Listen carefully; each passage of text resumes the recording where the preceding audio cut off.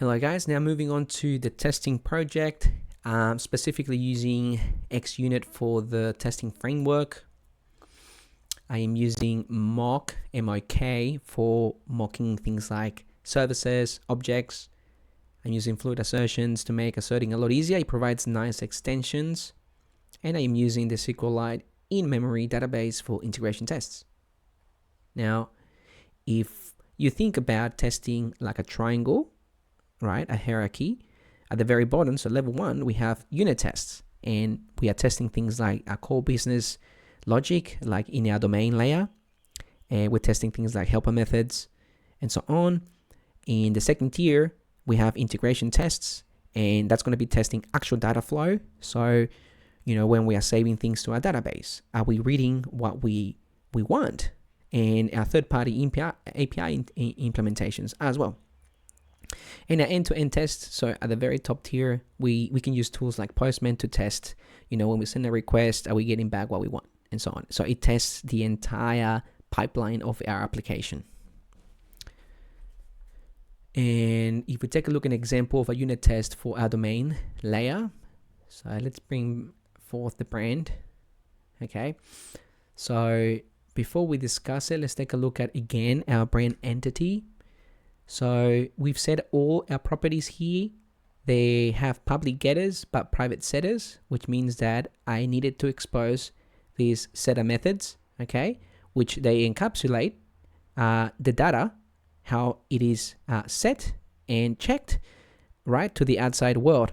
So that way we are centralizing the logic, and when we are using this class and setting the name, right, all the other classes that call this set name don't have to worry about anything. They just can simply call the setter method, okay? And that's just what encapsulation does. What that means then is we can do lots of unit tests of these setter methods, and that's what we are doing for the domain layer. I like the naming of the tests themselves to be what we are testing, should, and then when/then. So that it reads what we're testing, what we're expecting, and then, under a specific scenario. So let's take a look at the setter method. I am testing the setter method. So set name, should update name when input is valid. Okay, makes things nice and easy to follow. There are different naming conventions. I just like this one. And then I like to arrange my tests following the AAA. So arrange, act, and assert.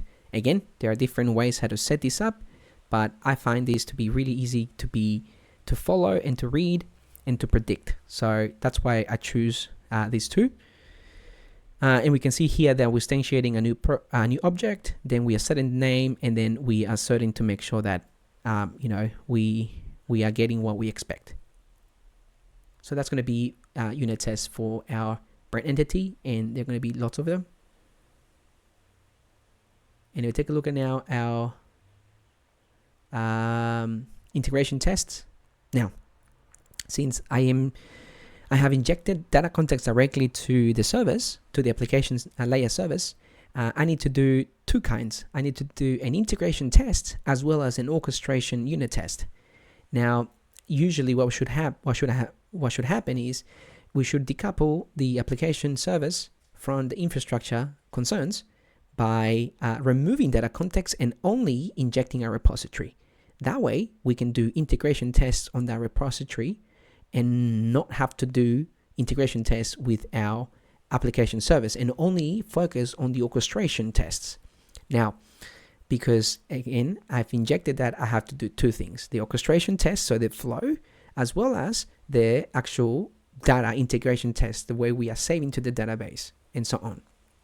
Okay, so if we take a look at the brand integration test, and if we bring the actual service, let's see, let's go to the actual service, and let's just hide this temporarily. Let's pin that, bring it to the next side. There we go. We have two methods to test in our service, so get all and get async.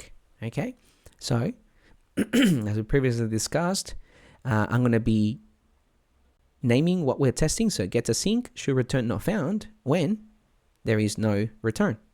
Again, I arrange. So I create a instance of the SQLite data context. Then I just instantiate the brand service, I action, and then I assert. Okay, so that's going to be basically the flow. Now let's just quickly discuss how I've set up the SQLite integration tests.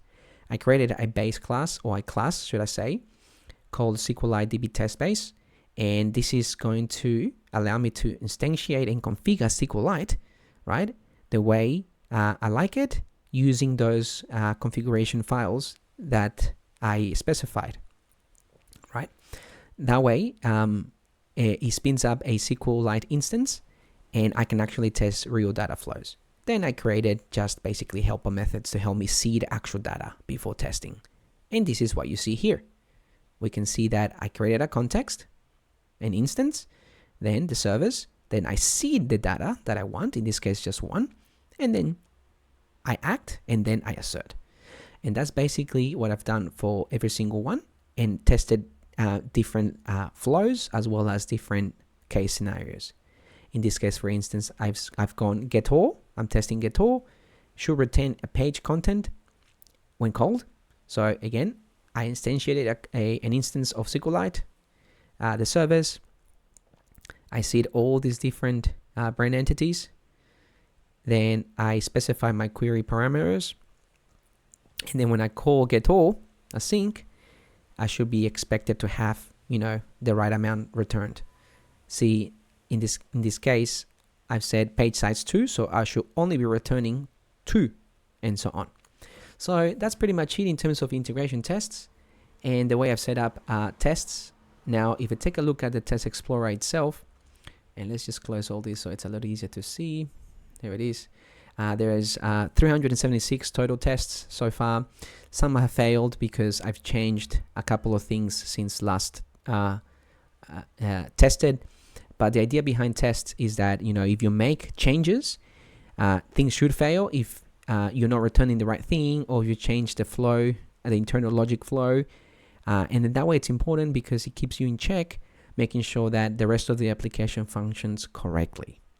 There is a lot more tests to be done.